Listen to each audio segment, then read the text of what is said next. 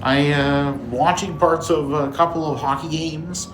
One of them, Four Nations Face Off, which I turned on after a Ottawa Charge game, home game against the Boston Fleet of the PWHL. It's a good, interesting question. Will there, in this ring, be Stanley or Walter Cup playoff hockey in Southeastern Ontario? It's been an awful long time since the Ottawa Senators of the NHL qualified for playoff action. They did so, 2017 when they made it all the way to a conference final, only to lose, I believe, in 7 games to the Pittsburgh Penguins.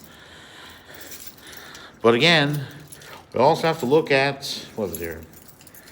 Have to look at the from the Ottawa Charge losers, 3-2 losers in OT to the Fleet in a home game on this Thursday evening Eastern Time. Hadn't known the game was on. It was just turned on, and after I had a little bit of a nap and had a fairly busy day, a medical appointment. I went out and voted. Had some footage from took from just outside the polling station. So, if you're eligible to vote in this month's Ontario provincial election, please get out and do so. Really hoping for a new government rather than one led by the right winger, Doug Ford Jr. But enough of that. I'll try not to discuss politics on my YouTube channel if I can.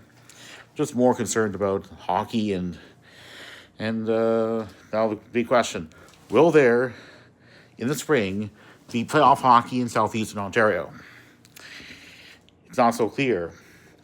Before the break for the NHL's Four Nations face-off, the Ottawa Senators had been barely in a playoff spot. I believe they were in the first wildcard spot of the Eastern Conference, having lost all 3 games they had played in the state of Florida.